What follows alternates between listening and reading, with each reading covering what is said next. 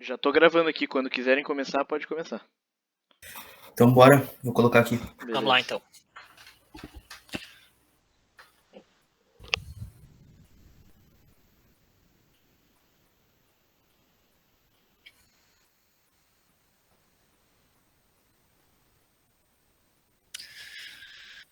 Então, o Douglas, no caso, e o Gabriel, vamos fazer a seminário de hoje. Não vou falar agora exatamente qual é o assunto, porque eu botei um casinho no começo. E, é bem simples. Se quiser, mandar uma mensagem no chat aí que pode ser o diagnóstico, e daí a gente segue. Então, pensando no seguinte caso: o paciente chega ao pronto-socorro com dor no peito, esse eletro e troponina elevada. O que a gente está pensando no diagnóstico aqui? A gente vê aqui um supra-GST difuso, em várias derivações, e na história ele traz o seguinte relato. Pode passar. Ele é um paciente de 24 anos, ele está com febre, mal-estar geral, odinofagia e dor torácica há um dia, de tipo de queimação que está durando há 5 minutos, é ventilatório dependente e tem um diagnóstico prévio de amigdalite que tratou com penicilina.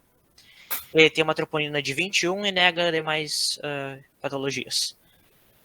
Pode passar. Vindo com esse eletro, o que a gente pensa de diagnóstico?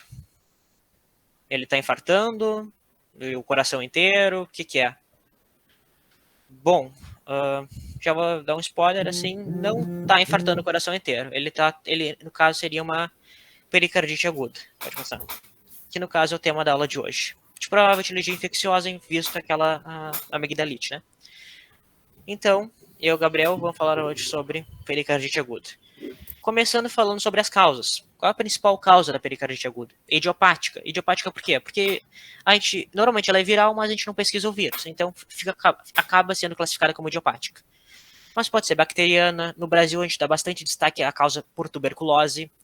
Pode ser por colagenoses, pode ser pós-infarto, pode ser causa neoplásica, pode ser após uma cirurgia. Ou seja, qualquer condição que vai levar à inflamação do pericárdio.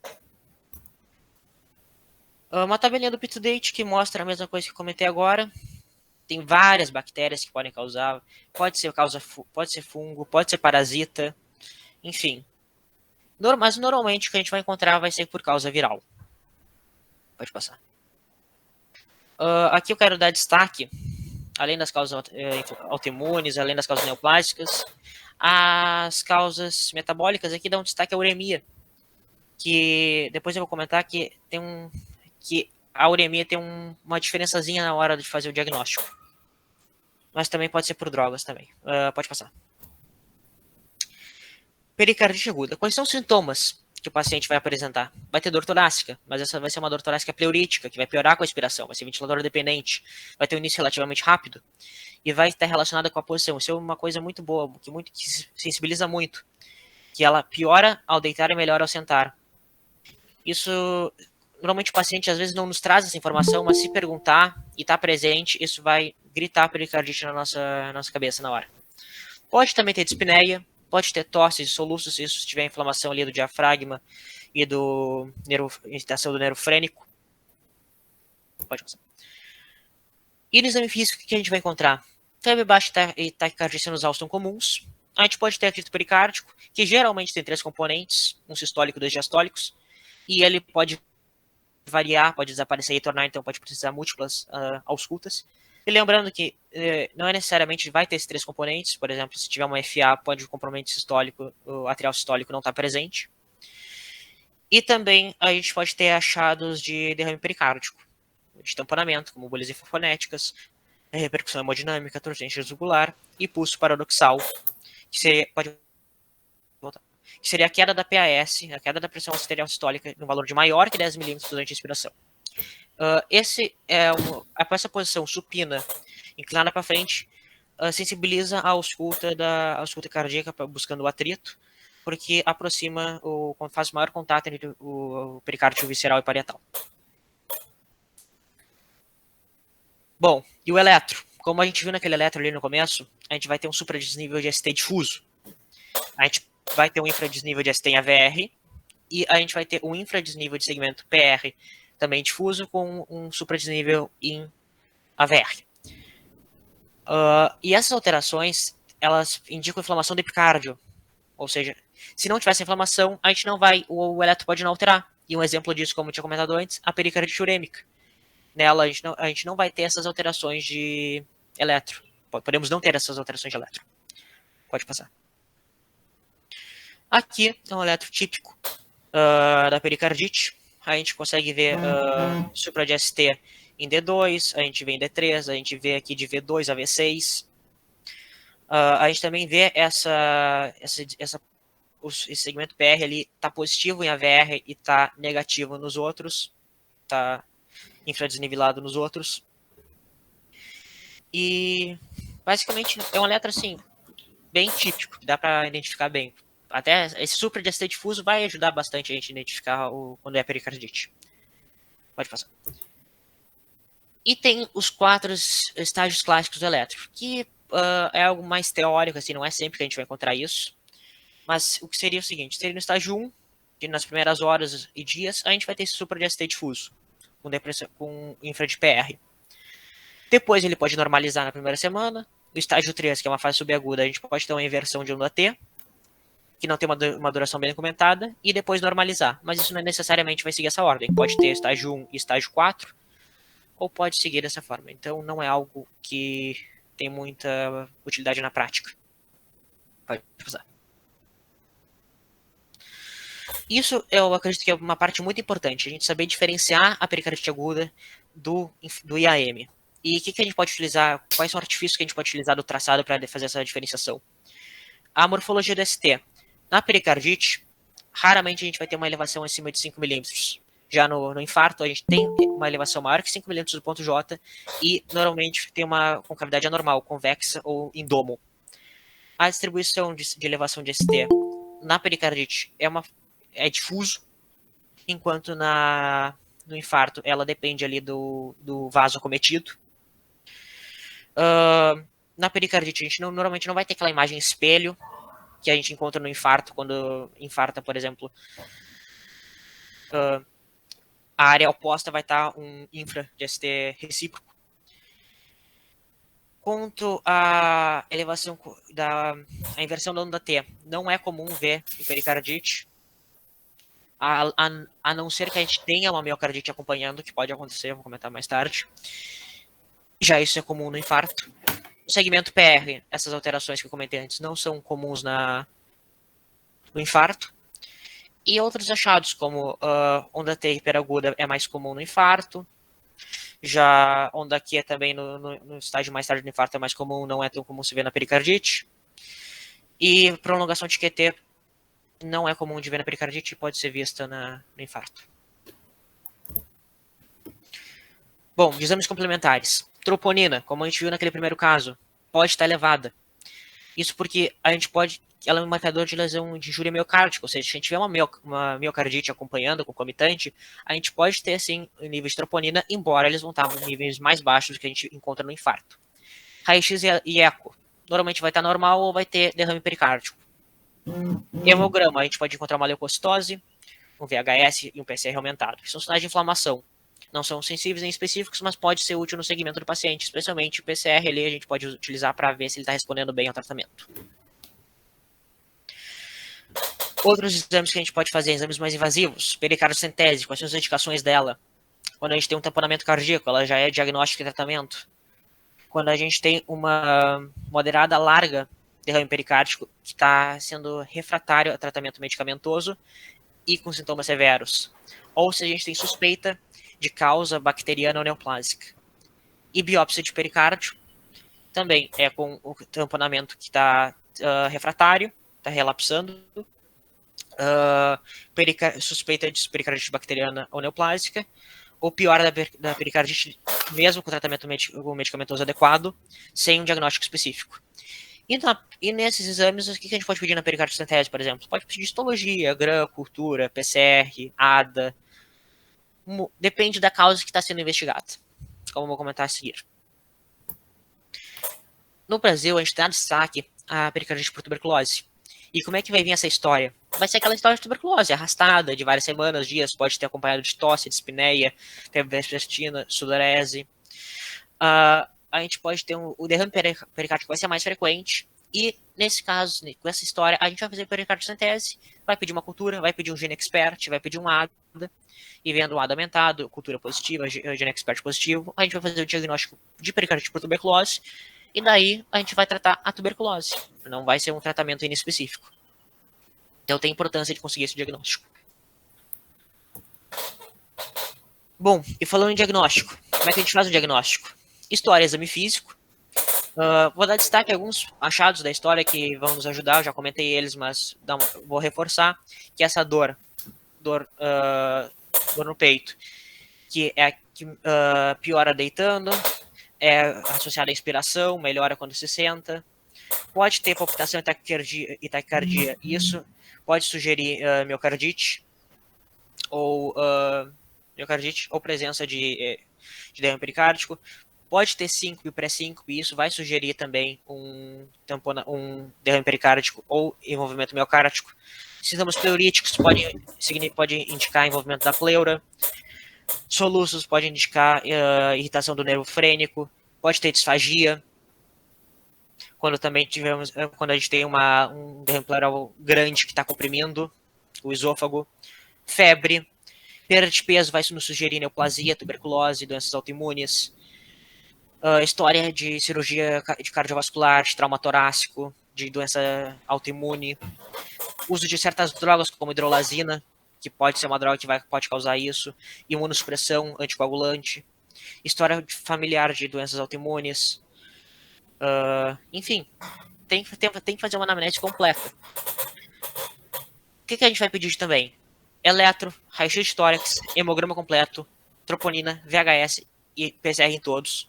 Ecocardio só vai ser de urgência se suspeitar de tamponamento. Se tiver uma febre alta, a gente vai pedir hemocultura. Também se tiver sinais de sepsis, de infecção bacteriana documentada. A gente vai pedir um FAM, por exemplo, se suspeitar de lúpus eritematoso sistêmico. Então vai depender dos achados que a gente tiver na história para pedir os exames.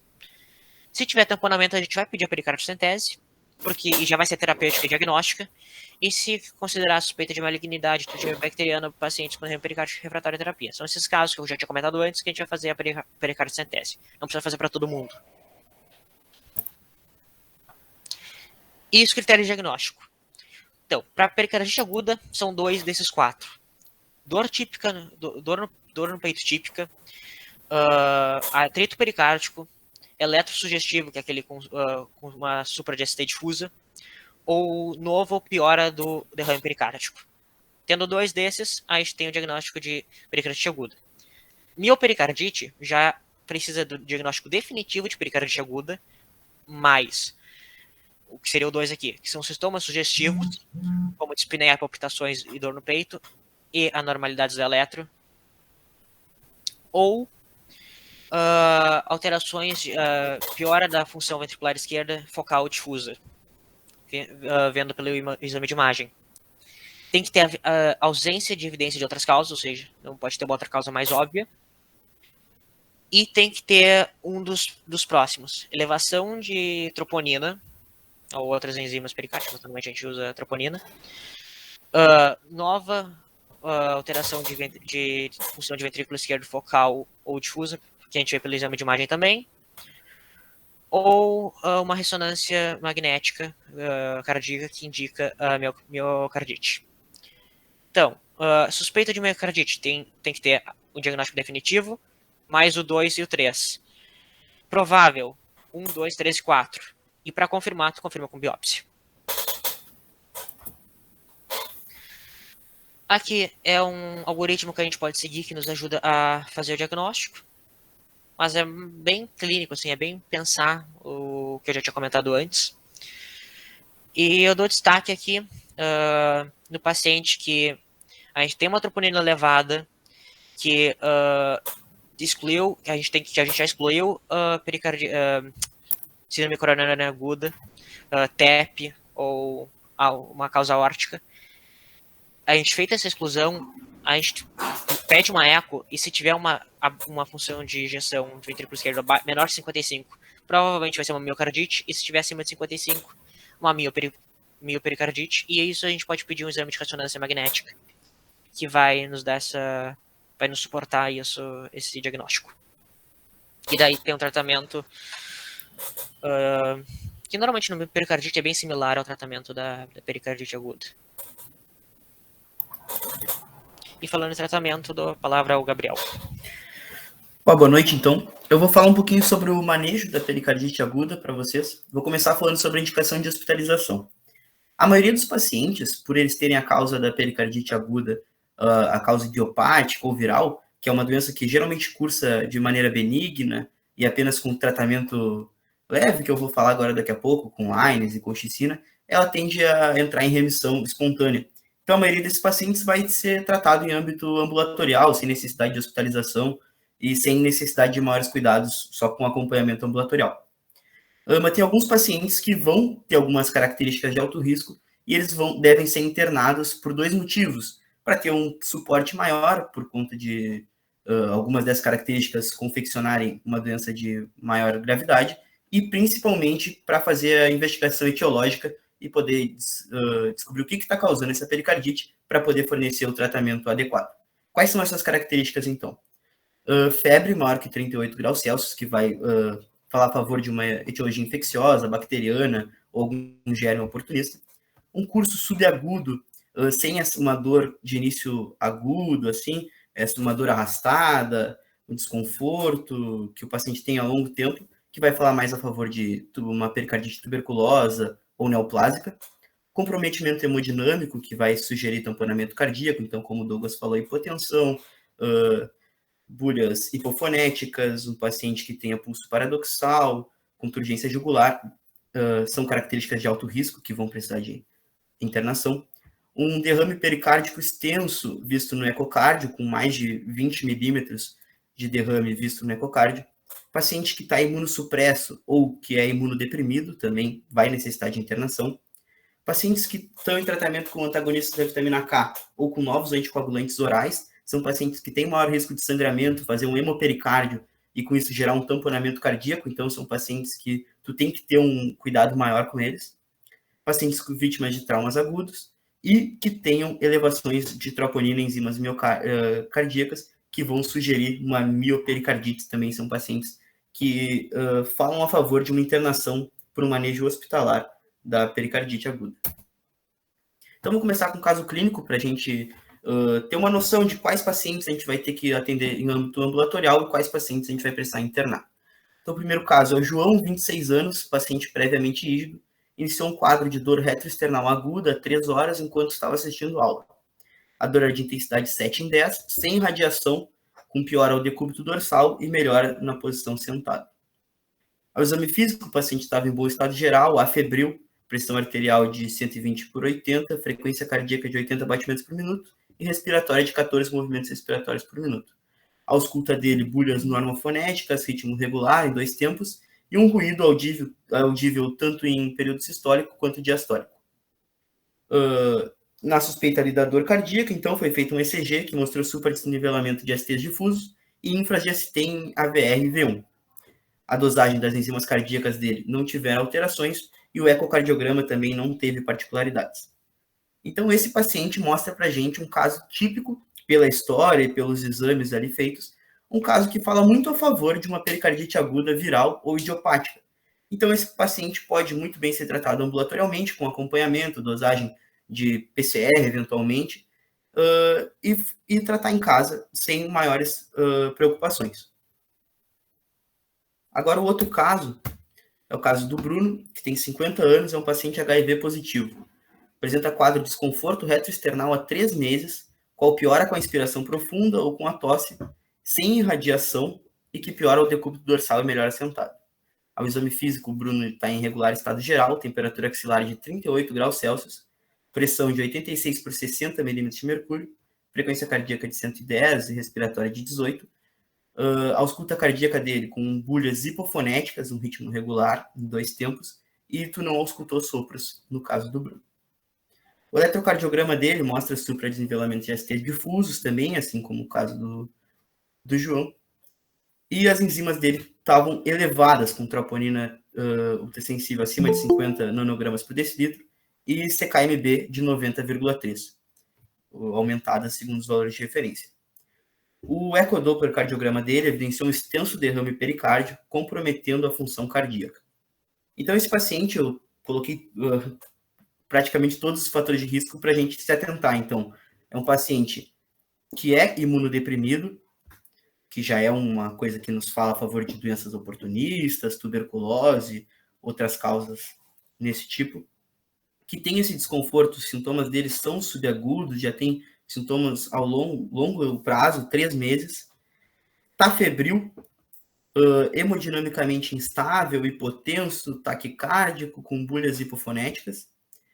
As enzimas dele estavam elevadas, então ele está com comprometimento miocárdico, além desse comprometimento pericárdico, epicárdico, na verdade, que vai aparecer no ECG, ele também tem um comprometimento miocárdico na doença dele. E ele tem um extenso derrame pericárdico, comprometendo a função cardíaca. Então, esse é o caso do paciente que tu vai ter que internar ele, talvez até numa UTI, porque ele está muito grave. Mas eu quis só mostrar aqui os critérios de gravidade que vão falar a favor de uma internação do paciente. Então, o tratamento da pericardite aguda, ele vai depender da etiologia da causa dessa pericardite. Se tiver uma etiologia diferente da idiopática ou viral, tu vai ter que fazer o tratamento específico para aquela etiologia. Contudo, o tratamento genérico, que daqui a pouco eu vou falar um pouco mais, é o tratamento da pericardite idiopática ou viral. E ele se baseia em AINES associados à colchicina como primeira linha do tratamento inicial. A restrição de atividade física é muito importante para esses pacientes, porque as atividades físicas extenuantes geram uma recorrência de sintomas nesses pacientes, então, no mínimo 3 meses eles vão ter que ficar sem atividades físicas intensas.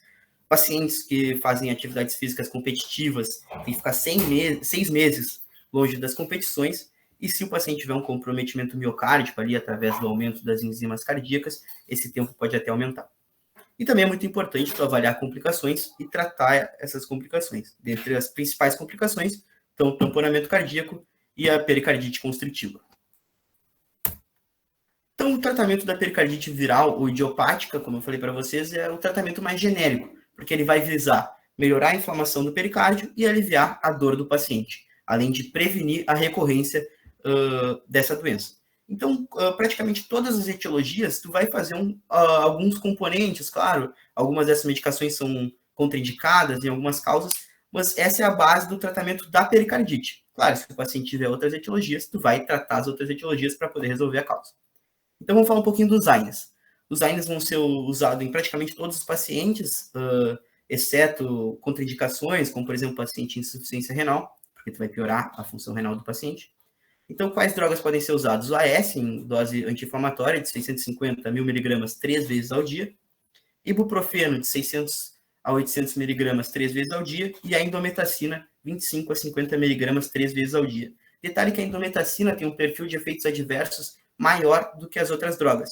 Então, ela é utilizada principalmente em pacientes que são refratários às outras terapias. Os AINES, eles melhoram a inflamação pericárdica, aliviam a dor do paciente, só que eles não são tão eficazes como monoterapia para prevenir recorrências. Eles têm 2 maneiras de tu ver o tempo que tu vai usar os AINES. Ou tu usa eles até 24 horas após o desaparecimento dos sintomas, e aí depois tu começa a escalonar eles, ou depois da melhora de 24 horas de melhora de sintomas e normalização da PCR, que costuma ser dosada em ambiente ambulatorial semanalmente. Então, se o paciente tem, dependendo da estratégia, né, ou 24 horas sem sintomas, ou 24 horas sem sintomas e uma PCR normal, tu vai começar a diminuir a dose semanalmente ao longo de 2 a 4 semanas. Esse escalonamento é só para prevenir recorrências, associado à colchicina, né, que eu vou falar um pouco melhor. Lembrar sempre da proteção gástrica para esses pacientes. A maioria dos pacientes vai receber uma proteção gástrica ali, um omeprazol, 20 mg, ou pantoprazol, enfim, mas especialmente se o paciente tiver úlcera péptica prévia, idade maior que 65 anos, ou uso prévio de AS, anticoagulantes, corticosteroides, tu não pode esquecer da proteção gástrica para esses pacientes, porque eles estão recebendo anti-inflamatórios em doses altas que vão favorecer ali formação de úlcera, sangramento, enfim. E a colchicina, que é usada, como eu falei antes, associada aos AINES na terapia inicial, ela vai ser usada para quase todos os pacientes com pericardite aguda também, uma colchicina via oral 0,5 mg, 1 ou 2 vezes ao dia, dependendo do peso do paciente, e ela é usada por 3 meses, porque a colchicina, ela associada aos AINES, mostrou uma redução bem importante da recorrência da pericardite, sendo que os pacientes com pericardite aguda, eles têm uma taxa de recorrência considerável, e a colchicina se mostrou eficaz, quando associada aos AINES, para diminuir essa recorrência. Ela alivia também, melhora a inflamação e alivia a dor, assim como os AINES. Então, nos casos, detalhe que nos casos de pericardite bacteriana, ela pode ser prejudicial, porque ela pode prejudicar a depuração ali, a resposta do pericárdio às bactérias. Então, a gente tende a não usar ela, e ela também não é muito eficaz nos casos de malignidade, ali, uma pericardite neoplásica. Então, nesses dois casos, tu vai tender a não usar a colchicina. Principalmente na bacteriana, ela está proscrita. Então, como eu falei, ela melhora a inflamação e dor, e quando associada a AINES, ela reduz as recidivas consideravelmente. Então, a terapia inicial, AINE e colchicina. Se essa terapia combinada não resolver o quadro em até 7 dias, então o paciente não tiver melhora da dor torácica, o paciente começar a apresentar um quadro de febre ou piora do estado geral, tu vai tender a internar esse paciente para avaliar outros diagnósticos, porque uma porcentagem importante dos pacientes que não respondem a AINE mais colchicina em uma semana, uma porcentagem importante deles tem outras causas que não uma pericardite viral ou idiopática. Então, se tu não suspeitou no momento em que tu viu o paciente, a partir desse momento tu tem que começar a suspeitar e internar esses pacientes, porque os exames, enfim, que ele vai precisar fazer na velocidade, ele vai conseguir só internado em hospital, principalmente no Brasil. A nossa terceira medicação são os glicocorticoides. Em geral, eles não são usados como terapia inicial, mas eles vão ser usados quando? Como terapia inicial. Se os pacientes tiverem contraindicação para o uso de AINES, em doenças inflamatórias sistêmicas, como lúpus, artrite reumatoide, enfim, e nos casos de gravidez e insuficiência renal. Por que eles não são usados como terapia inicial? Eles diminuem de maneira importante a inflamação, melhoram a dor, só que o problema é que eles podem aumentar as recorrências, especialmente se eles forem usados em altas doses. Por isso que a gente evita usar os glicocorticoides como terapia inicial. Se tu for usar, preferir usar uma dose moderada, como uma prednisona de 0,2 a 0,5 miligramas quilo dia, e tu vai começar a reduzir as doses 2 a 4 semanas após a resolução dos sintomas e normalização da PCR. Tu vai reduzindo a dose ao longo de 2 em 2 semanas e tu vai reduzir a dose desde que o paciente siga se mantendo sem sintomas e com a PCR normal. Então, os pacientes que são refratários a essas terapias, eles, na verdade, tu tem essas 3 linhas, né? AINE, colchicina e o glicocorticoide, tu ainda tem uma 4ª linha, que seriam os inibidores da interleucina 1 e a azatioprina, que agora, depois, no segundo parágrafo, eu vou falar um pouco melhor. Se esses pacientes forem refratários ao longo de anos às terapias com AINE, colchicina e glicocorticoides, tu pode considerar uma pericardiectomia. Geralmente ela vai ser indicada em pacientes com tratamento ao longo de 2 anos. Claro, já é uma pericardite crônica, mas eu achei que vale a pena falar aqui. Então, nos casos recorrentes e refratários a tratamentos medicamentosos, a pericardiectomia pode ser indicada. E para te indicar ela, muitas vezes tu vai avaliar os riscos e benefícios com o paciente, com familiares, enfim, ponderar os riscos e benefícios, principalmente comparar os riscos dos medicamentos de 4ª linha, que são os inibidores da interleucina 1 e a azatioprina, principalmente. Porque essas medicações vão ter que ser usadas por longos períodos, e esses pacientes vão ter que ficar imunossupressos ao longo de meses, anos, enfim. Então, para esses pacientes, se tiver um centro que tem a expertise de fazer uma pericardiectomia eficaz, ela tende a ter baixos riscos, como se for feito em centros que tenham essa capacidade, e melhora completamente os sintomas do paciente. Claro, o paciente fica em maior risco, em caso de trauma, daqui a pouco fazer uma torção de aorta, que é um evento super raro, mas enfim, eles entram em maior risco, mas é um procedimento muito eficaz para a melhora desses pacientes que têm uma pericardite que seja recorrente e refratária a vários tratamentos. E também uma opção terapêutica para pericardite constritiva, principalmente se tiver comprometimento hemodinâmico, ela vai estar completamente indicada. E a pericardiocentese, que vai ter que ser feita de maneira imediata em pacientes com tamponamento cardíaco, para te aliviar a pressão intrapericárdica e melhorar o estado hemodinâmico desses pacientes. Ela também pode ser feita, como o Douglas falou, para fazer o diagnóstico etiológico, através da dosagem ali, fazer um exame bacteriológico, o exame bacteroscópico, citologia, ADA, enfim. Ela, na medida do possível, né, se tu tiver disponível, ela tem que ser guiada por ultrassom, na maioria das vezes. Claro, se tu não tiver disponível, tu faz às cegas. E pode ser adotar a abordagem apical, parasternal e, mais comumente, a abordagem é a subxifoide, que está demonstrada aqui na imagem. É muito importante tu cuidar nos casos da pericardiocentese diagnóstica, que se o paciente tiver baixo volume de derrame pericárdico, as chances de uma complicação, daqui a pouco tu fazer uma punção do miocárdio do paciente, são muito maiores do que pacientes com grandes derrames pericárdicos. Então, sempre cuidar quanto a isso, e o procedimento guiado por ultrassom diminui muito essas complicações. Então, só falando assim por cima, o tratamento específico de outras causas, se tiver uma pericardite lúpica, a principal linha de tratamento vai ser a hidroxicloroquina e os glicocorticoides em doses moderadas, como eu tinha dito antes, que tem uma boa resposta, e a pericardite no lúpus, com essas duas medicações, tende a ter um bom prognóstico. Pericardite piogênica, então, que pode ocorrer por uma infecção pulmonar, que tenha, se dissemine ali para a cavidade pericárdica, daqui a pouco uma endocardite, que também tem essa disseminação, vai ter um tratamento com uma antibiótico terapia vigorosa, e muitas vezes tu vai precisar fazer uma drenagem cirúrgica ali da cavidade pericárdica para te ter uma melhor resposta. Na insuficiência renal, os pacientes podem ter, como o Douglas falou, uma pericardite urêmica, que é a mais comum, ou os pacientes em diálise podem ter uma pericardite associada à diálise.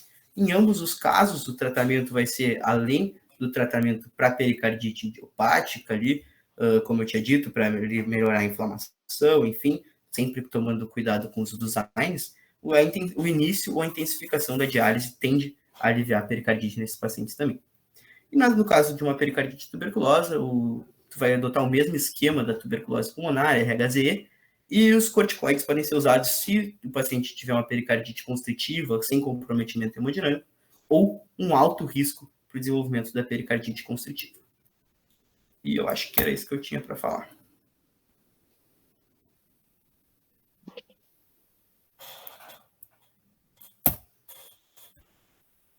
Não sei se a Carol quer comentar alguma coisa, mas já eu quero comentar com vocês que eu achei muito bom, cara. Achei que vocês estão de parabéns, assim, foi abordado de maneira bem, assim, uma síntese do que a gente precisa saber mesmo de pericardite. É uma doença que não é muito prevalente nos ambulatórios e pronto-socorro, assim. Eu acredito que não. Quando a gente vê aquele eletro lá, a primeira coisa que teria que pensar mesmo é o infarto. Eu acho que não está errado tu pensar em infarto quando vê aquele eletro gigantesco, né? Com vários supras de ST. Acho que a primeira coisa que tem que pensar é infarto. Se tu não pensar em infarto, ou pelo menos passar pela tua cabeça, eu acho que é bom dar uma revisada nas principais causas de supra, né? Aí tu vai depois usar teus neurônios lá e vai ver, pô, mas será que o cara tá infartando toda a parede? Né? Aí a gente começa a pensar em outras possibilidades, né? Mas acho que uma das principais causas importantes assim é diferenciar a pericardite do infarto mesmo, né? Que o infarto é bem mais grave do que a pericardite. Carol. Foi isso que eu mais tentei ali martelar naquele quadrinho, e também ali pensando sempre assim, descartar o que tem o maior risco de vida no momento, né? E a M tá, Claro, e também claro. é o mais frequente. Exatamente, mas obrigado. Não, valeu, é isso aí mesmo. Carol. E eu também queria dar os parabéns para os guris, porque eu achei que foi uma apresentação assim bem completa, mas enxuta, assim, né? Eles falaram todas ali as etapas, né? Diagnóstico diferencial, tratamento, de uma maneira bem didática. Eu concordo, né, com o André e, né, como os guris falaram, que a gente sempre tem que pensar em infarto, mas excluindo o infarto, uma das coisas que a gente tem com alguma frequência nos pacientes, né, que internam, é esse diagnóstico diferencial de pericardite e às vezes miocardite, né, como os guris falaram também.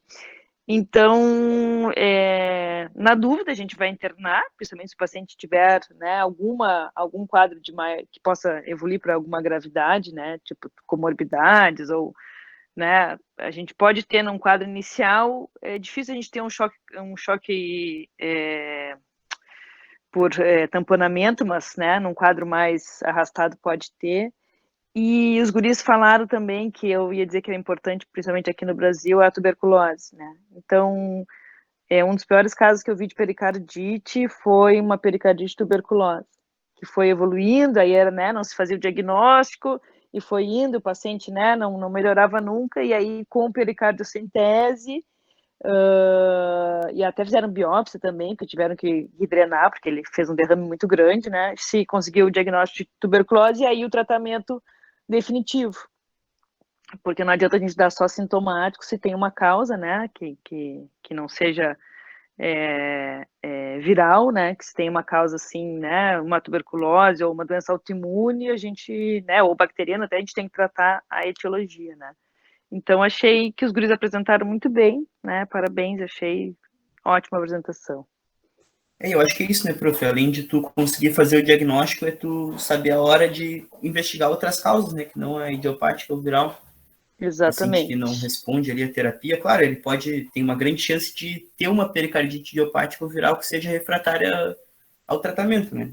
Mas eu acho que sempre vale a pena tu investigar, porque para prevenir justamente isso, do paciente agravar com o tempo, né, desenvolver alguma complicação. Exatamente. A gente seguido recebia, né, na era pré-Covid, digamos assim, pacientes com aqueles eletros meio duvidosos, né? Então, que tinha uma faixa etária, assim, tipo, que já poderia ser infarto, né, pela 40 e poucos anos, mas que o eletro não era bem, né, não tinha nenhuma alteração, assim, que a gente pudesse jurar que era pericardite, mas também não tinha nenhum supra, tinha algumas coisas meio inespecíficas.